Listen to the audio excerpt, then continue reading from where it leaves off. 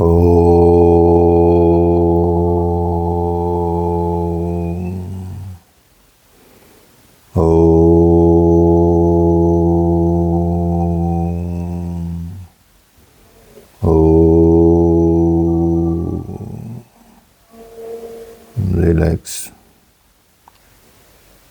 Gently open your eyes. तो हम कल यहाँ पर पढ़ चुके थे विशिष्ट द्वैत वेदांत के बारे में। हम कुछ चीज़ें जान चुके थे और अब द्वैत वेदांत के बारे में थोड़ा समझते हैं। कुछ और सिद्धांत हम समझेंगे इसमें कि द्वैत वेदांत क्या है। तो माधवाचार्य या मधु ने 1197 ईस्वी में इस द्वैत वेदांत का प्रचार किया।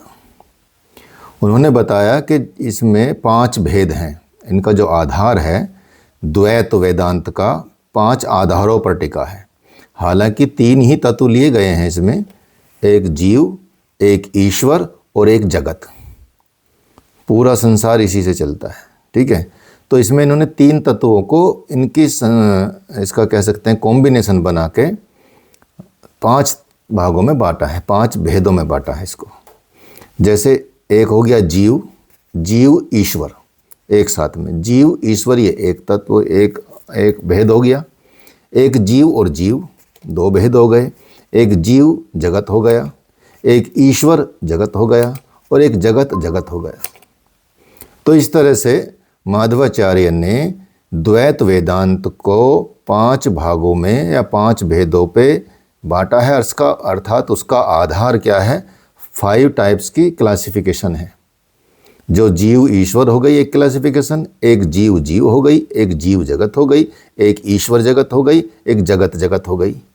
लेकिन इनमें आप देखेंगे 5 में भी आपको सिर्फ 3 ही तत्व दिखाई दे रहे हैं, 3 ही चीज़ें दिखाई दे रही हैं, जीव, ईश्वर और जगत। तो इसमें अपने आप में जब ये हम देखते हैं कि ये अलग अलग ऐसे बताया गया है तो अपने आप ही भेद सिद्ध हो जाता है। बोलते हैं कि भेद के बिना वस्तु की स्थिति असंभव है। माधव जी बोलते हैं कि भेद के बिना किसी वस्तु की स्थिति असंभव, अर्थात हमको डिवीजन करना पड़ेगा। जैसे जगत और ईश्वर, जगत और जीव, जगत और जीव में यदि भेद करेंगे तो ईश्वर इनसे अलग रहेगा। जगत और जीव से ईश्वर अलग है। लेकिन बताते हैं कि ये दोनों भी नियंत्रित किससे हैं, नियंत्रित ईश्वर से हैं।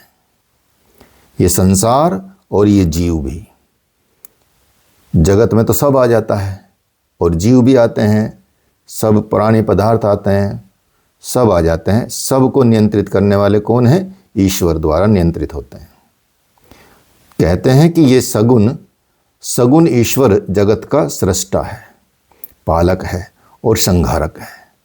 तो इस जो सगुण ईश्वर हैं, जो दिखने में आते हैं, जिनका साकार रूप देखने में आता है, वो ईश्वर जो हैं वो जगत के भी सृष्टा हैं, उनके पालक भी हैं, संहारक भी हैं। जैसे ब्रह्मा विष्णु महेश बोल लीजिए आप, उनके द्वारा ही वो नियंत्रित होते हैं। लेकिन यहाँ पर भी आप विशेष तौर पे बात देखेंगे, जो पूरे महर्षि पतंजलि योग सूत्र में भी आपने अनुभव किया होगा, महसूस किया होगा कि भक्ति से प्रसन्न होकर ही ईश्वर भक्ति से प्रसन्न होकर ही ईश्वर के इशारे पर ही ये सृष्टि का सारा खेल चलता है। अर्थात भक्ति बहुत महत्वपूर्ण है। ईश्वर की भक्ति करेंगे तो सारी सृष्टि का सिस्टम उसी से चलता है। हालांकि क्या है, जीव अपने आप में स्वभाव उसका कैसा है, उसका स्वभाव बेसिकली जो मूल स्वभाव है जीव का क्या है, मूल स्वभाव जो जीव का है वो तो ज्ञान में है और आनंद में है। इसीलिए महर्षि पतंजलि कहते हैं कि तदादृष्ट स्वरूप, अर्थात हमको उस स्वरूप में स्थित होना जो हमारा स्वरूप वास्तव में है। जीव का स्वरूप क्या है, अपने स्वरूप के स्थापना के लिए हमको योग करना पड़ता है, ध्यान करना पड़ता है, या उस स्थिति में पहुंचना पड़ता है। तो यहाँ मूल जीव का स्वभाव क्या है, मूल स्वभाव क्या है, ज्ञान में है और आनंद में है। लेकिन शरीर मिला आपको, मन मिला आपको, इंद्रियां मिल गई आपको, या सारे तन्मात्राएं मिल गई आपको, जब ये जीव के संसर्ग में आते हैं तो इनको दुख भोगना पड़ता है, जीव को फिर दुख भोगना पड़ता है। तो दुख के कारण आपके साथ चलने लगते हैं। तो ये संसर्ग कैसे आता है, संसर्ग का भी बताया है कि संसर्ग या इनका साथ या कैसी इंद्रियां मिलेगी, कैसा मन मिलेगा, कैसा चीज़ें मिलेंगी, किस तरह की वो मिलेगी, उसका भी एक कर्मों का फल होता है, कर्मों का परिणाम होता है कि किस आसक्त वाली, कितनी आसक्त वाली, कितने स्तर वाली आपकी इंद्रियां मिलेंगी आपको, कितने स्तर वाले आपका मन मिलेगा, कितना आपको आसक्त वाला मन मिलेगा, कितना अनासक्त वाला मन मिलेगा, कितना भक्ति भाव वाला मन मिलेगा, कितना प्रमादी मन मिलेगा। ये सब भी निर्धारित होता है आपके कर्मों के संस्कार से या कर्मों के परिणाम से। तो जीव ईश्वर नियंत्रित है, लेकिन फिर भी जीव होने पर भी वो कर्ता और फल का भोक्ता होता है, ईश्वर के नियंत्रित होने पर भी, क्योंकि उसका परिणाम जो मिल रहा है वो कर्मों के हिसाब से मिल रहा है। तो ईश्वर में नित्य प्रेम ही, यदि आप ईश्वर से नित्य प्रेम करते हैं, ईश्वर को प्रेम करते हैं, तो यदि ईश्वर से प्रेम हो जाए, प्रेम का अपना ही अपनी एक परिभाषा है, उसका अपना एक सिद्धांत है, उसका अपना एक स्तर है जिसको प्रेम कहते हैं। प्रेम कैसा होता है, जैसे भगवान कृष्ण और राधा का प्रेम, उसको प्रेम कहते हैं। जब भगवान कृष्ण द्वारका जाने लगे तो बरसाना में राधा जी से मिलने गए, राधा जी बोलने लगी कि मुझे भी साथ लेके चलो, मुझे भी साथ चलना है और मैं तो आपके बिना नहीं रह सकती, ये है सारी चीज़ें, वो जीव के हिसाब से वो बोल रही थी। ठीक है, तो भगवान कृष्ण ने मुंह फेर लिया उनसे और वो बोलती रही, बहुत सारी बातें उन्होंने बोली। तो भगवान, उन्होंने फिर राधा जी ने बोला कि आप पीछे दूसरी तरफ मुंह करके क्यों खड़े हैं, आप सुन क्यों नहीं रहे हैं मेरी बात, कि मुझे साथ जाना है और मैं साथ चलूँगी आपके, मुझे भी वहीं रहना है आपके पास, मैं आपके बिना नहीं रह सकती। तो इधर पलटो, मेरी तरफ मुंह, मेरी तरफ करके बात करो या मुझसे बात करो। तो जब कृष्ण जी पलटे तो वो राधा ही थे, पूरे राधा बने हुए थे। तो उन्होंने बताया कि मैं हूँ कहाँ अलग, तुम में ही तो हूँ, मैं में ही तो तुम हो और तुम में मैं हूँ, मैं अलग ही नहीं, देख लो। तो वो प्रेम था। तो तब राधा को समझ आया कि वो सारी बातें रही। तो जो भी है, मतलब ईश्वर में नित्य प्रेम ही भक्ति मानी गई है, उसी को भक्ति कहते हैं, जिससे जीवन मुक्त हो जाता है, ईश्वर के समीप रहकर आनंद भोगता है, ईश्वर के समीप में आनंद आता है। आप देख लीजिए, जहाँ चलो, ईश्वर तो हर जगह विद्यमान है, हर जगह पाए जाते हैं, लेकिन फिर भी हमें मंदिर में जाके शांति का अनुभव होता है, क्योंकि हम सोचते हैं कि वहाँ ईश्वर साक्षात रूप में है, या वहाँ ऐसा हुआ है, या ऐसी चीज़ें हैं, तो वहाँ आपको अनुभव होता है। तो कितनी शांति का अनुभव होता है, आपको आनंद आता है, चाहे आप में कि आपके अंदर कितनी भी परेशानियाँ चल रही हों, लेकिन उस वक्त यदि आप मंदिर में जाके थोड़ा बहुत देखेंगे, बैठेंगे, आरती वारती में जाएंगे, तो आपको वहाँ उसका स्मरण ही नहीं होगा जो आपकी समस्याएं हैं ज़्यादा, और आपको आनंद की प्राप्ति होगी। ये तो तब है जब आप इस जगत के हिसाब से काम कर रहे हैं, इस इंद्रियों के हिसाब से, मन के हिसाब से काम कर रहे हैं। और यदि आपने सच में पा लिया तो आप सोचिए कितना वो है। तो इसलिए बताते हैं कि वो भक्ति करना ईश्वर की, वो आपको जीवन मुक्त कर देते हैं।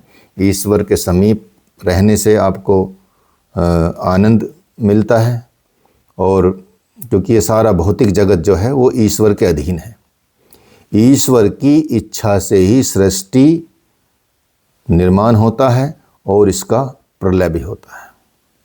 ये सारा, चाहे स्थूल जगत हो, सूक्ष्म जगत हो, इसकी अवस्था भी उसी की इच्छा से निर्धारित होती है। तो इसलिए रामानुज मानते थे, रामानुजाचार्य थे, वो उनकी मध्य, उनके जो जीव और जगत को वो ब्रह्म का शरीर नहीं मानते थे, उसमें स्थित तत्व मानते थे कि इनमें स्थित तत्व हैं, वो उनका शरीर नहीं है।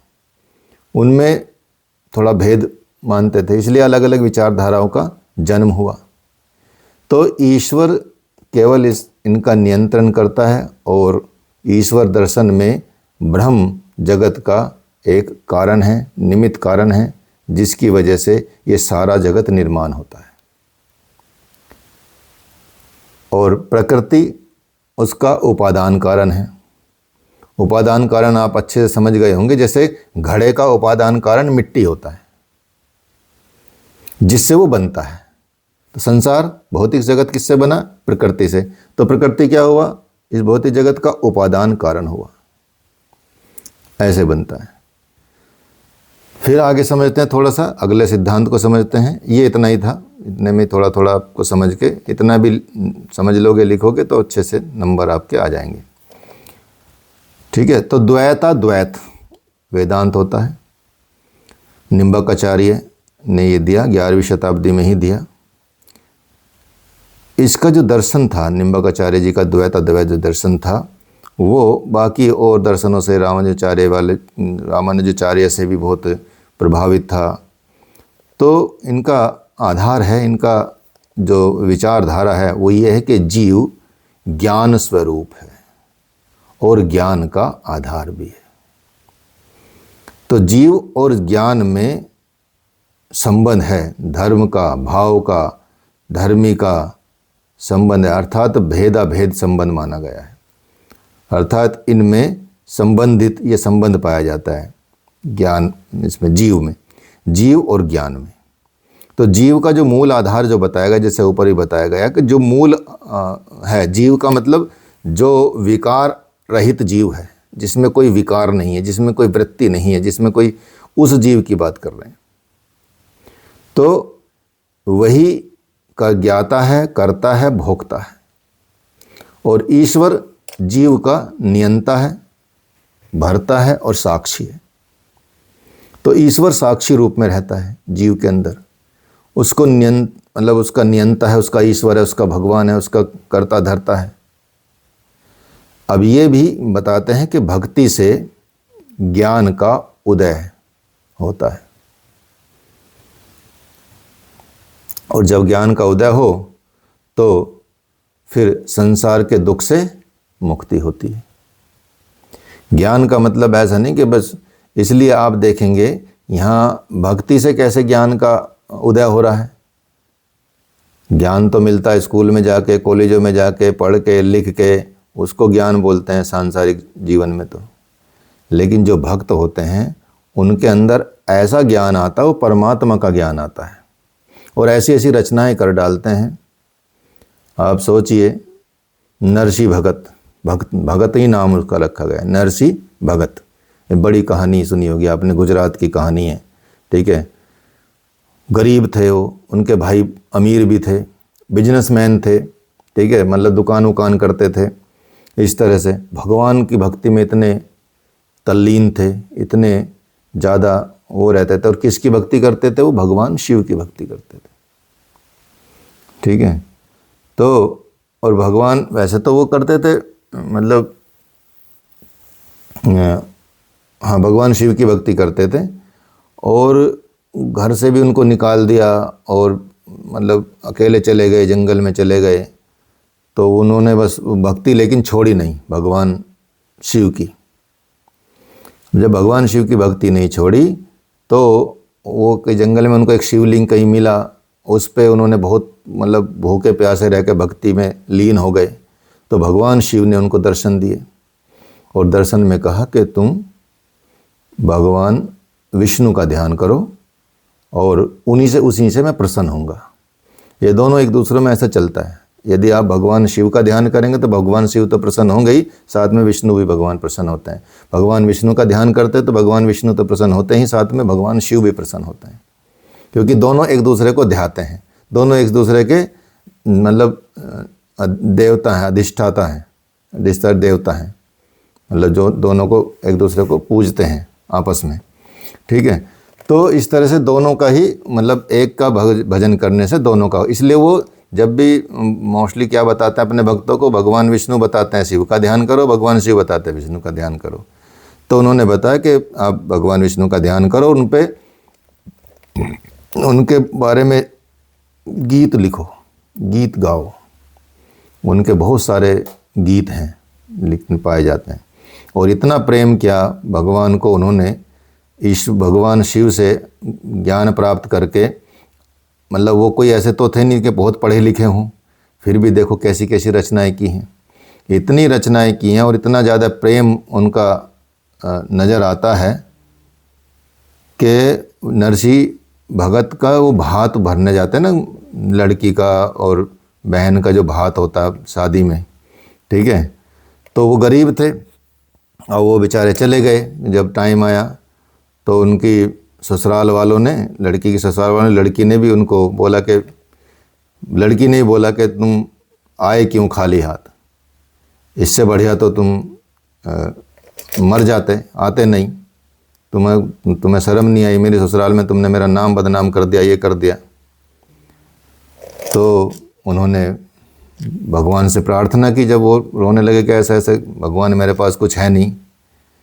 तो सोचिए कि प्रार्थना सुन के भगवान सीट से नंगे पैर दौड़ने लगे।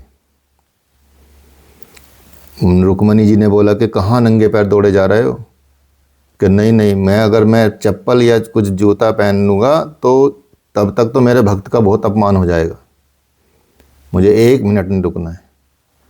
तो भगवान दौड़े और पूरी बहुत सारी गाड़ियाँ लेकर आए माल की, सामान की, भात की, और पूरा कई मतलब लाइन लगी हुई ऐसा।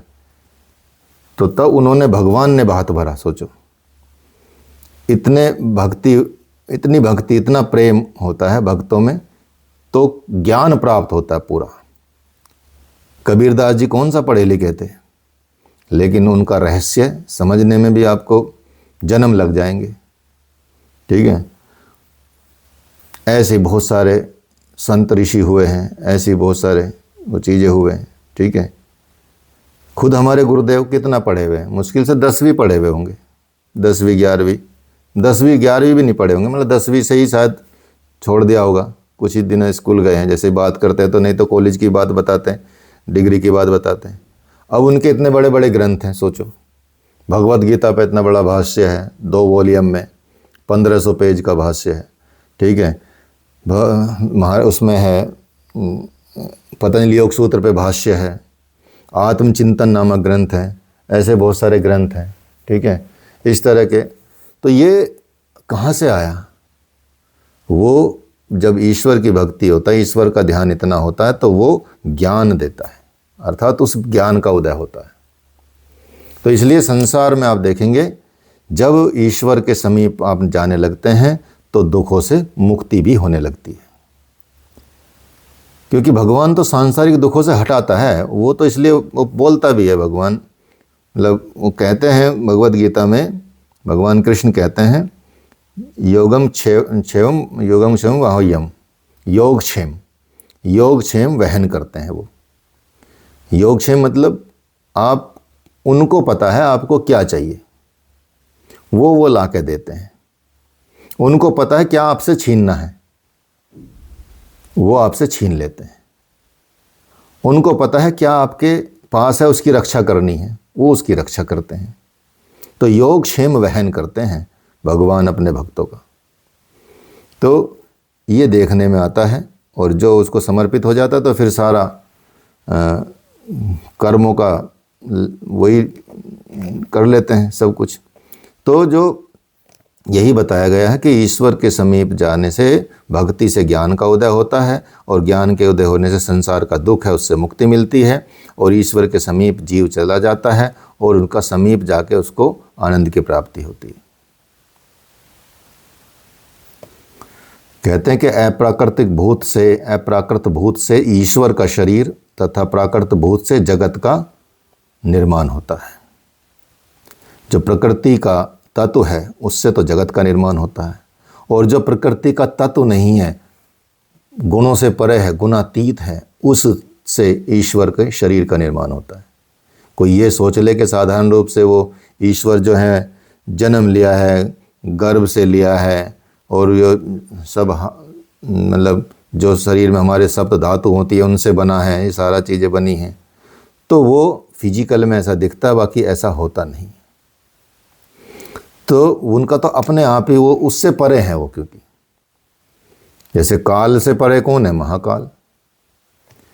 तो काल भी एक भूत माना गया है, तीसरा भूत उसको माना गया है। तो ईश्वर को कृष्ण, ईश्वर को क्या माना है? ईश्वर को कृष्ण राधा के रूप में माना है, एक साथ नाम के रूप में माना है। राधे कृष्ण राधे कृष्ण राधे कृष्ण ऐसे बोलते रहते हैं लोग। तो कृष्ण राधा एक ही है, वो है ईश्वर, उनको माना है। जीव और भूत इसी के अंग माने जाते हैं, अर्थात यही हैं जीव और भूत के उपादान कारण, अर्थात निमित्त कारण ईश्वर ही हैं। जीव जगत और ईश्वर में भेद भी है, अभेद भी है। यदि जीव जगत और ईश्वर एक होते तो ईश्वर को भी जीव की तरह कष्ट भोगना पड़ता, इसलिए अलग है। जीव अलग है और जगत अलग है, ईश्वर अलग है, इसलिए भिन्न भिन्न रूप से इनको दर्शाया जाता है। यह है आपका द्वैताद्वैत सिद्धांत। द्वैत अद्वैत, द्वैत भी है अद्वैत भी है, भेद भी है अभेद भी है, दोनों को इसमें बताया गया है। अब बताते हैं शुद्ध अद्वैत, शुद्धाद्वैत, शुद्ध अद्वैत सिद्धांत वल्लभाचार्य का दिया हुआ है, जो लगभग 1500 के आसपास है, मतलब 1480 79 ऐसे मान के चलिए, उस टाइम के आसपास का है। अगर कभी सन याद ना रहे तो उस वक्त का हिसाब किताब याद रखे, अच्छा भाई 50 से बाद का है, 50 से पहले का है, तो 15वीं शताब्दी के उत्तरार्ध में और 15वीं शताब्दी के प्रारंभ में ऐसे लिख सकते हो। अगर एग्ज़ाम में कभी ऐसा लिखने को आता तो आप सही भी हो जाओगे और एग्जैक्ट गलत भी नहीं होगे, तो सही ही माने जाओगे आप कि हाँ भाई इनको पता होगा, इसका मतलब उस वक्त का आसपास का है। तो वल्लभाचार्य ने शुद्धाद्वैत का सिद्धांत दिया।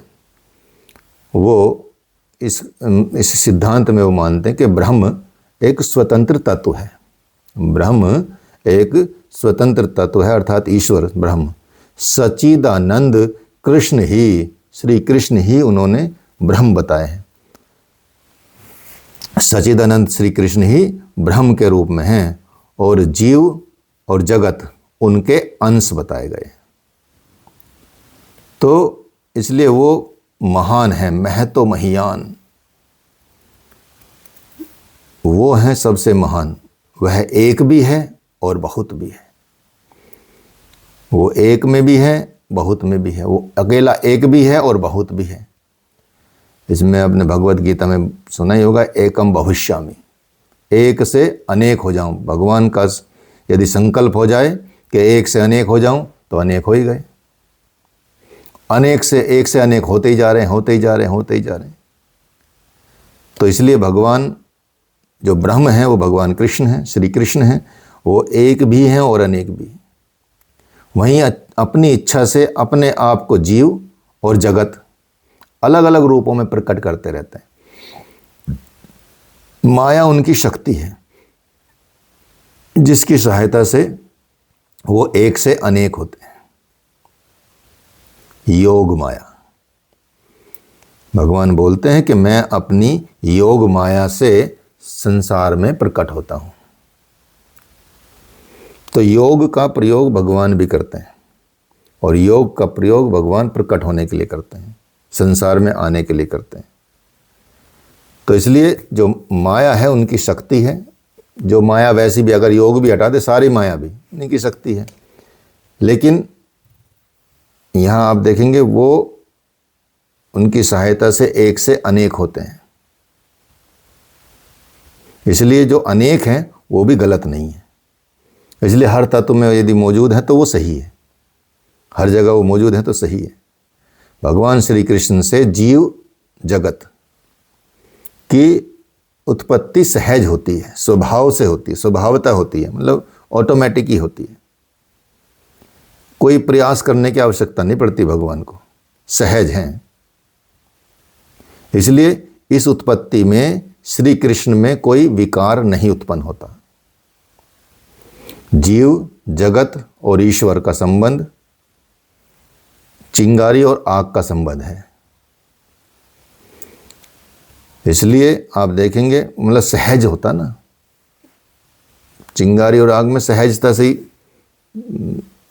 चिंगारी वो आग लग जाती है, वो हो जाती है, उत्पत्ति हो जाती है। तो ईश्वर के प्रति स्नेह भक्ति है यदि आप करते हैं और सांसारिक वस्तुओं से वैराग्य लेते हैं, ईश्वर में राग लगा लेते हैं। अर्थात राग का मतलब भगवान ने पूरी भगवत गीता में यही समझाया महात्मा अर्जुन को, ठीक है। और एक और विशेष बात मैं आपको बता देता हूँ यहाँ पे, थोड़ा सा इस पे भी आप, कई बार हमारे मुख से भी ऐसी चीज़ें निकल जाती हैं, लेकिन हमको बहुत ध्यान रखना चाहिए। अभी एक गीता सेमिनार हमारे जानने वाले काफ़ी लोग करते हैं, तो मैंने उनको एक बार बोला भी था, तो वो अर्जुन को ऐसा मतलब तू करके बोलते हैं कि अर्जुन ने ऐसा किया, अर्जुन ऐसा था, अर्जुन वैसा था, अर्जुन ने ये किया, अर्जुन वो था। भाई अर्जुन महात्मा थे, वो अपने आप में बहुत बड़े संत थे एक तरह से, उनके इतना ज्ञान था, उनको इतना धनुर्धारी थे। तुमसे तो कम से कम छोटे नहीं थे जो तुम उनका नाम ऐसे ले रहे हो। अगर भगवान ने भी ऐसा नाम लिया है, ठीक है, तो भगवान के तो शिष्य थे, वो लेंगे। अब तुम क्या भगवान हो गए हो? तो कई लोग अर्जुन को बड़ा ऐसा बोलते हैं कि अर्जुन, जैसे अर्जुन मतलब उनका छोटा वाला भाई हो या छोटा कोई चेला हो, ठीक है। तो यहाँ पे आपको प्रयोग करना है अधिकांश रूप से, एक तो सम्मान के साथ प्रयोग करना है उनका नाम, अर्जुन का नाम भी महात्मा अर्जुन बोला गया, ठीक है। हमारे गुरुदेव ने पूरी भगवत गीता में पूरे भाष्य में 1500 पेज में अर्जुन को सिर्फ अर्जुन नहीं लिखा ज़्यादातर, उन्होंने महात्मा अर्जुन जरूर लिखा। महात्मा अर्जुन महान आत्मा थी वो, ठीक है। तो इसलिए इन शब्दों के उसमें जब ग्रंथों में लिखा जाता है तो साधारण जन भी, मूर्ख भी उनको ऐसे बोलते हैं। तो ये बड़े विशेष ध्यान देने वाली बात है, ताकि जो हमारे पूर्वज रहे हैं, जो हमारे जिनसे हमको संस्कार मिले हैं, जिनसे हमको ज्ञान मिला है, वो हमारे सम्माननीय हैं, न कि हमारे लंगोटिया यार। ऐसा नहीं बोलना उनको, ठीक है। तो ऐसा कहीं भी आपको लगे तो समझाओ, बताओ। ऐसा सुना है कि मतलब उस समय जितनी विशेषता एक पुरुष में हो सकती थी, जितने गुण विशेष उससे हो सकते थे, उतना अर्जुन में था। मतलब हाँ। पूरे ऐसा थे, सिर्फ भगवान ने उनको ब्रह्म ज्ञान कराया। हाँ। बाकी हर एक चीज तो परिपूर्ण तो थे ही वो। हाँ, तभी तो सम्माननीय होंगे ना। आप देखो हमारे अंदर तो उनका एक मतलब एक अंश का भी 1000वां करोड़वां हिस्सा हो जाए तो तब भी हमारे अंदर महानता आ जाए, ठीक है। तो सोचिए, तो उनको आप मतलब लोग जो ऐसे बोलते हैं, ठीक है। तो मैंने सुना था उनका एक बार, मतलब ऐसा सुना था, तो उसमें ऐसा बोल रहे थे, बार बार बोल रहे थे। तो उन चीज़ों को समझाना पड़ता है, बताना पड़ता है, ठीक है। तो ये है, तो यहाँ आप देखेंगे तो यही बात बताई जाती है कि सांसारिक वस्तुओं से, इसलिए बोलते हैं भगवान महात्मा अर्जुन को भी यही बोला कि पूरी भगवत गीता में मैं बता रहा था कि उन्होंने बोला कि अनासक्त हो जाओ, अनासक्त हो जाओ, अनासक्त, अर्थात डिटैचमेंट, डिटैचमेंट, डिटैचमेंट, डिटैचमेंट, संसार की चीज़ों से डिटैचमेंट, ठीक है। तो आप वैराग्य प्राप्त हो जाएगा आपको। लेकिन फिर बाद में बोलते हैं कि अटैच टू मी, मुझ में आसक्त हो जा। अर्थात आसक्ति कहाँ लगानी है? ईश्वर में। तो यही यहाँ बोलते हैं वल्लभाचार्य जी कि वैराग्य से लेकर ईश्वर में राग लगाना जीव का कर्तव्य है। वस्तुओं से वैराग्य लेकर ईश्वर में राग लगाना, अर्थात उसमें आसक्त होना, उसमें अपना हित देखना, उसमें आनंद प्राप्त करना जीव का कर्तव्य है। और ये जो भक्ति प्राप्त होती है, ये भक्ति जो प्राप्त होती है वो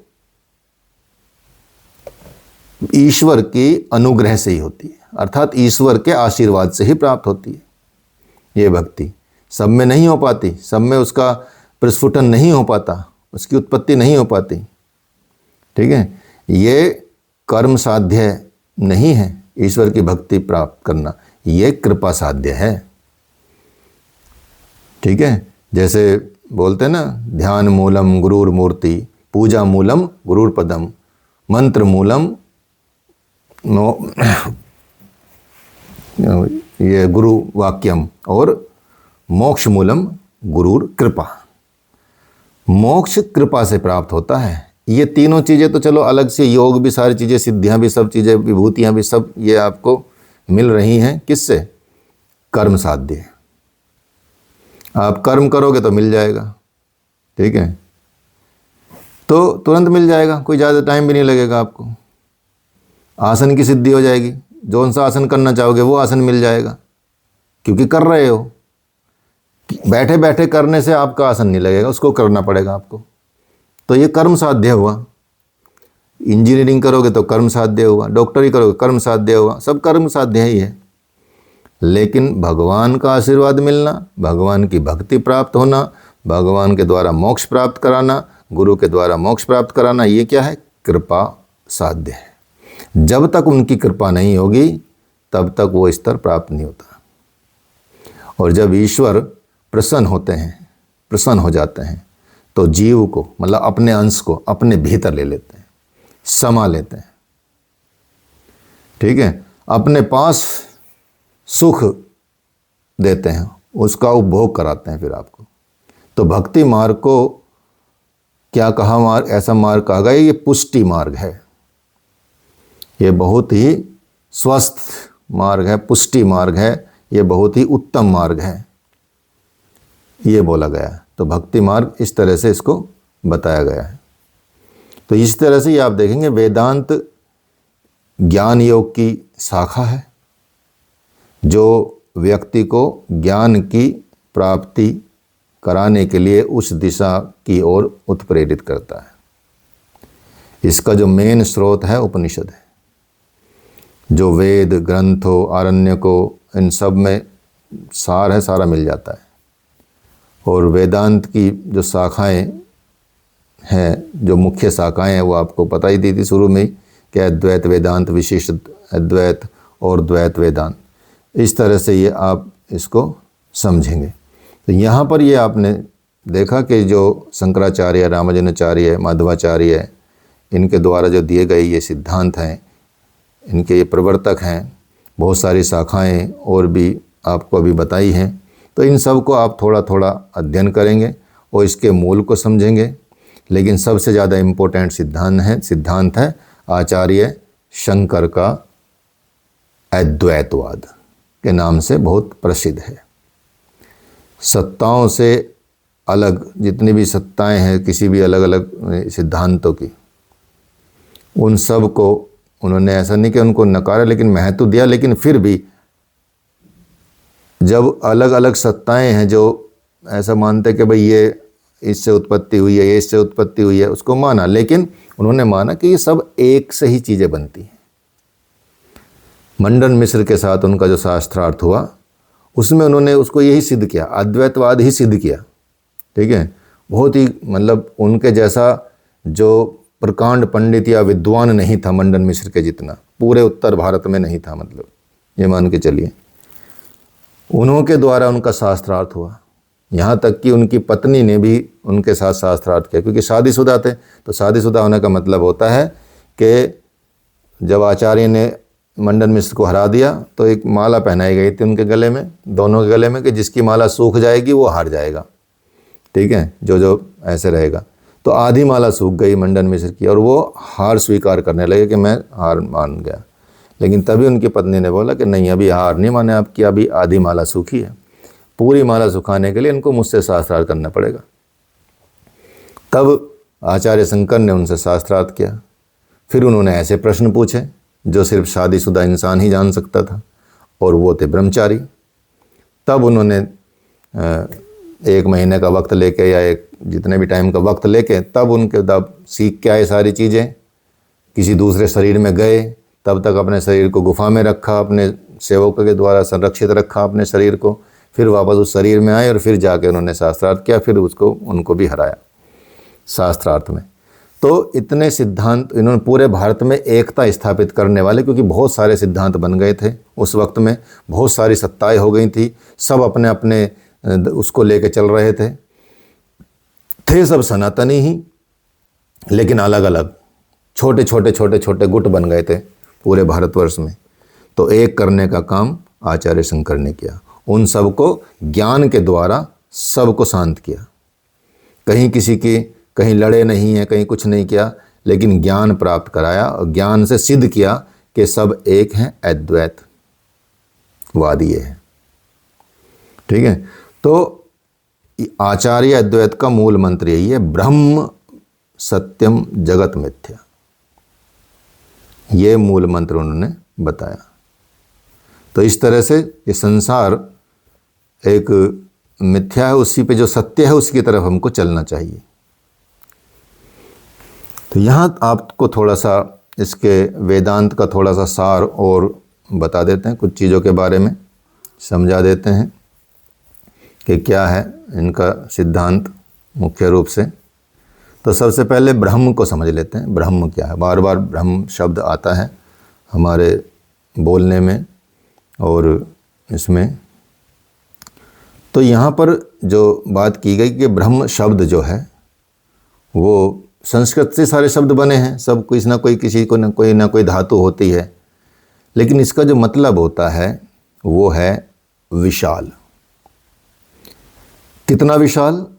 जो इतना विशाल हो कि सब कुछ व्याप्त कर लेता हो अपने अंदर, परिन्याप्त हो, मतलब उसके पार कुछ ना हो, उसको ब्रह्म कहते हैं।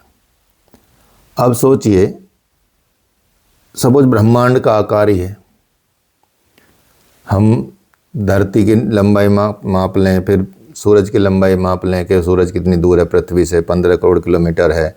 फिर हम अपनी गैलेक्सी की बात कर लें कि भाई यहाँ 1 लाख किलोमीटर प्रकाश, 1 लाख प्रकाश वर्ष चलेंगे, 1 लाख किलोमीटर चलेंगे प्रकाश वर्ष में, तो लाइट की स्पीड से उसको प्रकाश वर्ष बोलते हैं। 1 साल में चली गई दूरी लाइट के द्वारा उसको 1 प्रकाश वर्ष बोला जाता है। और लाइट की स्पीड कितनी है? कौन बताएगा लाइट की स्पीड कितनी है? नितिन जी बताएंगे, ये वैज्ञानिक है ना, इंजीनियर है। 3 लाख किलोमीटर पर सेकेंड। देखो मैंने बताया था ना, इनको पता है। 3 लाख, ठीक है, लगभग 3 लाख लगभग किलोमीटर प्रति सेकंड है लाइट की स्पीड। सूरज कितनी दूर है? 15 करोड़ किलोमीटर है यहाँ से। 15 करोड़ किलोमीटर एवरेज डिस्टेंस है, बाकी घटती बढ़ती रहती है। सर्दियों में सबसे कम डिस्टेंस रहती है सूरज की, जनवरी में 14,71,000 किलोमीटर, और गर्मियों में उसमें जुलाई में सबसे डिस्टेंस पे रहती है 15 करोड़ 21 लाख किलोमीटर। ठीक है, और हनुमान जी की जो हनुमान चालीसा है उसमें सेम दूरी बताई गई है तुलसीदास जी के द्वारा, जुग सहस्त्र योजन पर भानु लीलियो ताहि मधुर फल जानू। वो 15 करोड़ से कुछ थोड़ा सा ज़्यादा, मतलब 36 के आसपास आता है वो। कैलकुलेट करेंगे तो आप बिना उसके उन्होंने पता लगा लिया गोस्वामी जी ने।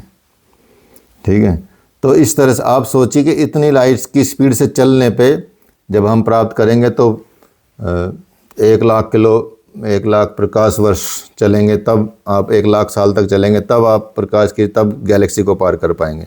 फिर ब्रह्मांड का लगा लेते हैं कि भाई 200 अरब वर्ष प्रकाश वर्ष डिस्टेंस है, 300 प्रकाश वर्ष डिस्टेंस है, उसको भी, ये तो एक ब्रह्मांड हुआ। अब और भी ब्रह्मांड है, उन सब को व्याप्त करने वाला है ब्रह्म, उसे ब्रह्म कहते हैं। तो इसलिए मैंने जो बताया, जैसे पहले भी बताया था आपको, कि वैज्ञानिक छोटी से छोटी चीज़ का तो पता लगा पाए हैं, लेकिन विशालता का पता नहीं लगा पाए। बड़ी से बड़ी डिस्टेंस, पारसेक वारसेक जो यूनिट इनकी है वो भी सब फेल हो जाएंगे। उसके लिए तो अलग ही यूनिट तय करनी पड़ेगी, जो इनके बस की बात नहीं है जल्दी से। वो तो भगवान ही उतर के बता दें तो अलग बात है। ठीक है, तो उसको ब्रह्म कहते हैं, वो है ब्रह्म। प्रारंभ में ब्रह्म शब्द का जो प्रयोग है वैदिक सूत्रों में, स्तुतियों में किया जाता था, और इसी क्रम में ब्रह्म शब्द वेद के लिए प्रयुक्त हुआ। बाद में कर्मकांड की ज़्यादा बढ़ गए, कर्मकांड तो यज्ञों में बढ़ गए, तो वहाँ भी प्रयोग होने लगा। यज्ञ को ही सृष्टि का उत्पत्ति कारण मानने लगे, सबसे बड़ी शक्ति समझे जाने लगा। लेकिन यज्ञ का आधार कौन है? ब्रह्म अथवा वेद ही तो है। इसलिए ब्रह्म या वेद को पहले प्रथमज कहे जाने लगा, उसको ये बताना जाने लगा। इसके अलावा जब हम ब्रह्म का शब्द का अर्थ देखते हैं तो एकमात्र वो नित्य है, चेतना सत्य है, चेतना सत्ता है, अर्थात वही जगत का कारण है, वही सतचित आनंद का स्वरूप है। इसलिए ऐसा नहीं कि सिर्फ यज्ञ यज्ञ यज्ञ करके आप सब कुछ पालोगे। भाई उससे ऊपर भी तो उठो, वो है ब्रह्म, उसी से सब है, उसके बाद ही तो सब आया है। ठीक है, तो वो चीज़ें आप मतलब इंसान को समझनी पड़ेंगी, और इसलिए अलग अलग संप्रदाय बन जाते हैं, क्योंकि वो फिर अलग अलग धाराओं को लेकर चलने लगते हैं। लेकिन ब्रह्म की धारा को कोई लेकर नहीं चलता जल्दी से, कि भाई उस धारा को तो लेकर चलें, उस परमात्मा को तो लेकर चलें, उसके सब संतान रहें, उसमें सबको वही प्राप्त हो, उसकी तरफ चलें। लेकिन वो अपने स्वार्थ के लिए सब लोग अपना अपना सिद्धांत इकट्ठा करके बता देते हैं, और उसमें ही समेट कर रखते हैं, सब उसी के दायरे में रखते हैं, चाहे कोई भी ऐसे लोग हों। लेकिन ब्रह्म की तरफ जो ले जा रहा है वो सच में सद्गुरु है, वो है असली में सद्गुरु, जो आपको ब्रह्म की तरफ ले जा रहा, ना कि किसी और सिद्धांत की तरफ ले जा रहा है। और सिद्धांत आपको काखा गा सिखाने के लिए हो सकते हैं, और सिद्धांत आपको जो तख्ती पे पहले होते थे ना, कटकने बोलते थे उनको, उसको सिखाने के लिए हो सकते हैं। लेकिन प्राप्ति वहीं तक करानी चाहिए, उसकी तरफ ले जाना चाहिए। तो इसलिए ब्रह्म शब्द का प्रयोग एक ही संख्या के रूप में है, मतलब एक ही चीज़ के रूप में है, ज़्यादा नहीं है। और ब्रह्म शब्द कितने भी अर्थों में मिले, लेकिन उसका मतलब है सर्वव्यापी, वही निकलता है। अलग अलग श्रुतियों में भी ब्रह्म के लिए स्थान जगह जगह पर आनंद और आनंदमय शब्द का निर्माण हुआ है। ओम आनंदमय, ओम शांति में। अपने आश्रम में आप जगह जगह लिखा मिलेगा, आपको 2 वाक्य लिखे मिलेंगे जरूर, ओम आनंदमय, ओम शांति में। वही ब्रह्म का स्वरूप है, वही ब्रह्म है। तत् प्रकृत वचने प्रचुरता, इसके अर्थ में लिया जाता है। अर्थात इसका जो अर्थ है वो है आनंद की प्रचुरता। गुणहीन होने के कारण आनंद की प्रचुरता है जो ब्रह्म में समाहित रहती है। दुख गुणों में होते हैं, दुख सत्व में होगा, दुख रज में हो सकता है, दुख तमस में हो सकता है। जब तक 3 गुण रहेंगे तो दुख रहेगा, जब उससे पार चले जाओगे तो वहाँ तो आनंद ही है। इसलिए गुणहीन होने की वजह से जो ब्रह्म है उसमें किसकी प्रचुरता है? आनंद की प्रचुरता है। तो ब्रह्म के विषय में आप सब जगह पे जहाँ पे आप पाते हैं तो ब्रह्म को इस अर्थ में आपको समझना है। तो इसलिए ब्रह्म के स्वरूप को कौन उद्घाटित करता है, ब्रह्म के स्वरूप को कौन बताता है? वो है गुरु, सद्गुरु। सद्गुरु, थोड़ा सा यहाँ डिफरेंस भी करा देते हैं आपको। गुरु मतलब जो ज्ञान, जो सांसारिक और जो वैसा ज्ञान प्राप्त कराता है, जो एजुकेशन जो देता है, वो गुरु होता है। ठीक है, जैसे हम आपको पढ़ा रहे हैं तो हम गुरु हो सकते हैं। ठीक है, किसी की नज़र में, किसी की नज़र में कुछ हो सकते हैं। ठीक है, किसी की नज़र में सर हो सकते हैं, किसी की नज़र में पैर भी हो सकते हैं, किसी की नज़र में कुछ भी हो सकते हैं। ठीक है, गुरु हो सकते हैं, लेकिन हम सद्गुरु नहीं हो सकते। सद्गुरु की तरफ रास्ता हम बता सकते हैं कि भाई हाँ उधर की तरफ जा सकते हो आप, उधर प्राप्त करना। लेकिन जो जैसे हमारे गुरुदेव हैं वो सद्गुरु हैं। सद्गुरु हमेशा ब्रह्म की तरफ ले जाते हैं। वो और ज्ञान नहीं देते कुछ भी फालतू का, वो आपको किसी भी तरकीब से उधर ले जाएंगे। वो बोलेंगे चलो 2 साल तक जीवन भर गाय की सेवा करो, वहीं रहो। अब सोचिए, आप गौशाला में गए होंगे, जो लोग गए होंगे, तो एक बहुत वाइट से एक बाबा रहते हैं, बिल्कुल क्यूट टाइप के, ठीक है, ऋग्वेदानंद है, वो गुजरात के हैं, ठीक है, एंजल टाइप के लगते हैं, बड़ा मतलब प्यार भी करते हैं सबको जो जाते हैं वहाँ पे, ठीक है। उनकी इतनी बड़ी फैक्ट्रियाँ थी, मतलब हैं भी, उनके बेटे चला रहे हैं, गुजरात में बहुत अमीर व्यक्ति थे वो। उनके द्वारा बड़े बड़े फंक्शन आज भी किए जाते हैं मोरबी में, ठीक है, वो वहाँ रहते हैं। अब गुरुदेव के पास आए, संन्यास लिया, और गुरुदेव ने उनको कहाँ बैठा रखा है? गौशाला में। तो वेदों में तो, उपनिषदों में तो कथा है कि शिष्य को गाय चराने से ब्रह्म ज्ञान दे दिया। शिष्य को सिर्फ पानी के मेड़ रोकने के लिए अपना शरीर उन्होंने रखा दिया, उसको ब्रह्म ज्ञान दे दिया, ठीक है। तो गुरु को पता कैसे देना है आपको ब्रह्म ज्ञान, कैसे आपको ब्रह्म की तरफ ले जाना है। तो वो होते हैं सद्गुरु, उनको सद्गुरु बोलते हैं। सद्गुरु नहीं, ईसा वाले नहीं, वो सद्गुरु हैं, ठीक है। कभी उनको भी, क्योंकि बोलने में ऐसे ही आता है, कई बार पता चला उसके फॉलोवर बन गए, वहाँ जा चले गए, ठीक है। तो ऐसा नहीं है। तो इसलिए सद्गुरु वो होते हैं, उनकी पहुँच वहाँ तक होती है, वही आपको ब्रह्म को मतलब उद्घाटित करते हैं। ब्रह्म के लिए आनंद स्वरूप क्या है, चेतन स्वरूप क्या है, वाणी उनकी कैसी है, मन को कैसे करना है, पूरे संसार को, जगत को, उनको ये सब कैसे समझाना है।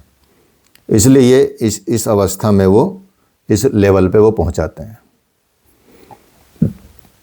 तो इसलिए जो सत्य है वही है। सत्य का अर्थ है त्रिकाल बाधित पदार्थ।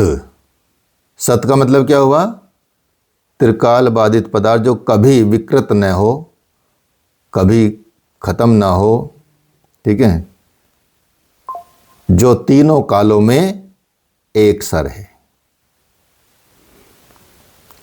भूत, भविष्य, वर्तमान। भूत, वर्तमान, भविष्य, इन तीनों समय में यदि कोई तत्व एक दिख रहा है, कभी उसमें बदलाव नहीं हो रहा है, नित्य है, वही है सत्य। सत्य का अर्थ यही है। इसलिए सत्चिद आनंद कहा जाता है भगवान को,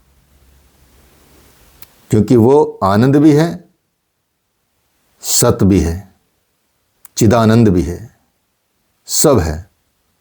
तो इसलिए वो उनको ऐसा बोला जाता है, तो क्योंकि वो परमानेंट है, वो उनमें बदलाव नहीं है। प्रकृति में बदलाव है। हम लोग 1 सेकंड में करोड़ों सेल्स में कुछ ना कुछ हो गया होगा हमारी, 1 सेकंड में बदल गया। 1 सेकंड पहले जो थे वो अब 1 सेकंड के बाद हो गए, ठीक है, ये है। तो वो हम बदलते रहते हैं। हमको लगता हम सत्य हैं, हमको लगता है ये बिल्डिंग सत्य है। भाई छोड़ दो 1000 करोड़ साल तक, 1000 साल तक, इसका खंडर पता नहीं मिलेगी कहाँ चली गई। बड़े बड़े महल जिन्होंने बनवाए उस टाइम से कहाँ चले गए। हड़प्पन सिविलाइजेशन को देख लो, कितनी बड़ी सिविलाइजेशन थी, जगह जगह महल मिले हैं, जगह जगह घर मिले हैं, शहर मिले हैं, कहाँ दफन मिले? मिट्टी में, ख़त्म हो गए, ठीक है। इसलिए आप देखेंगे तो सत्य क्या है? सत्य अपना तीनों कालों में एक सा रहने, कभी विकृत नहीं होता। तो ब्रह्म सत्यम ज्ञानमंत, ज्ञानम अनंत, ज्ञान का अनंत भंडार है, सत्य है। वो प्रत्येक अवस्था में विकारहीन है। प्रत्येक अवस्था में, किसी भी अवस्था में है, उसमें कोई विकार नहीं है। वो नित्य है, वो पूर्ण है, वो प्रबुद्ध है, ज्ञानवर्धक भी है, क्योंकि ज्ञान देता भी आपको, उससे ज्ञानवर्धन होता है आपका, ठीक है। तो वेदांत के अंदर ये सारी चीज़ें आपको बताई जाती हैं। व्यावहारिक क्या है, परमार्थिक क्या है, सब दृष्टियों से बताया जाता है। मुंडक उपनिषद में भी एक कहानी आती है कि एक बार सुनक के पुत्र अंगिरस ऋषि के पास पहुँचे और पूछा उन्होंने कि वो कौन सी वस्तु है जिसको जान लेने से सब कुछ ज्ञात हो जाएगा। तो गुरु जी से पूछा उन्होंने कि भाई मुझे ये बताइए प्रभु कि जो एक ऐसी वस्तु को बताओ जिसके जान लेने से सब कुछ ज्ञात हो जाएगा। तो उन्होंने उत्तर दिया ब्रह्म, इसमें कोई दूसरा भाव नहीं। ब्रह्म को जान लेने से सब कुछ ज्ञात हो जाता है। द्वैत भावना का दूर होना अर्थात आत्मा का दर्शन होना। आपका द्वैत भावना अलग हो जाए, आत्मदर्शन हो जाए, योग हो जाए, तभी तो योग है। योग युजिर योगे, युज समाधो, युज संयमने। तो युजिर योगे अर्थात एक हो गए। जब दो थे अब एक हो गए, अर्थात द्वैत से अद्वैत भावना में आ गए, क्योंकि अब जान गए आप और वो एक ही है। अहम ब्रह्मास्मि का अभाव आभास हो गया आपको, तो तब आपको अलग नहीं दिखेगा कुछ भी, तब वो अद्वैत हो जाएगा। तो इसलिए इसको समझना चाहिए, इसको समझाने का प्रयास किया है। द्वैतवाद में इसका अधिकारी कौन है, अनुबंध क्या है इसका, ये सारा इस सिद्धांत में आपको सबको देखने को मिला है। ठीक है, तो मुझे लगता है कि ये आपका थोड़ा बहुत ही मतलब इतना काफ़ी है आप लोगों के लिए। बाकी आप किताब में तो पढ़ रहे ही होंगे, क्योंकि आपके सबके पास किताब होगी, ये सब चीज़ें इसमें आपको मिल जाएगा। तो आज के लिए मुझे लग रहा क्लास हो गया, वैसे तो 51 मिनट के आसपास का रिकॉर्ड हो गया, तो इतना ही आज तक करते हैं। अब आपकी क्लास एक और दर्शन आपको करा देंगे। हालांकि ये उत्तर मीमांसा मान के चलिए इस दर्शन को, तो पूर्व मीमांसा भी थोड़ा सा आपको मीमांसा के बारे में बता देंगे। फिर आपका मानव चेतना के 2 टॉपिक हैं, वो आपको बाद में करा देंगे। अभी क्लास फिर आपकी होगी, कल क्लास नहीं होगी, मंडे क्लास होगी। कल मुझे कहीं जाना पड़ रहा है 1-2 दिन के लिए, फिर आपकी क्लास मंडे में की जाएगी। ठीक है, तो मंडे अगले वीक में होपफुली ये कंप्लीट हो जाएगा आपका सिलेबस। फिर इसी टाइम पे आपका या कोई और टाइम जो भी चूज़ रहेगा, आपका एनाटॉमी की क्लास कराएंगे। ठीक है, तब तक आपको पेपर भी मैं बना तो दिए हैं, अब वो टाइप करने बाकी हैं, लिख तो दिए हैं, टाइप करके आपको दे दिए जाएंगे उन प्रश्नों को अच्छे से, और उनसे भी एक्स्ट्रा भी कुछ इसमें से ही बना के आप अपने आप भी तैयारी कर सकते हैं। लिखने की प्रैक्टिस अच्छी हो जाए तो आप स्पष्टता से लिखने भी लगेंगे। चीज़ों को समझने की कोशिश ज़्यादा करें, हर सिद्धांत को समझने की कोशिश करें, कुछ कुछ याद करने की भी कोशिश करें, कुछ सिद्धांतों को पकड़ने की कोशिश करें। तो निश्चित रूप से आप मतलब कहीं भी आप लेक्चर देंगे, कहीं भी आपको बोलना पड़ेगा, कहीं भी आप आराम से सब कुछ समझा सकते हो, क्लियरली समझा सकते हो। आप संसार में जाएंगे तो आपको आप देखने को मिलेगा कि बहुत मतलब इतना वो नहीं है किसी का ज्ञान जितना आप लोग प्राप्त कर रहे हैं और प्राप्त करते रहोगे। ठीक है, उस लेवल पे रहोगे तो आप कम से कम कोहिनूर हीरे बन जाओगे इस समाज में। ठीक है, सब ऊपरी ऊपरी चीज़ें चल रही हैं, लेकिन आप जो मूल सिद्धांत के साथ चलोगे और परंपरागत योग के आधार पे चलोगे, उसी आधार पे चलोगे जो वास्तव में योग होता है, तो बचा पाओगे आप। मतलब एक तरह से इस योग को बचा पाओगे, ये मान के चलो। ठीक है, चलिए, और किसी का कोई प्रश्न हो तो पूछ सकता है।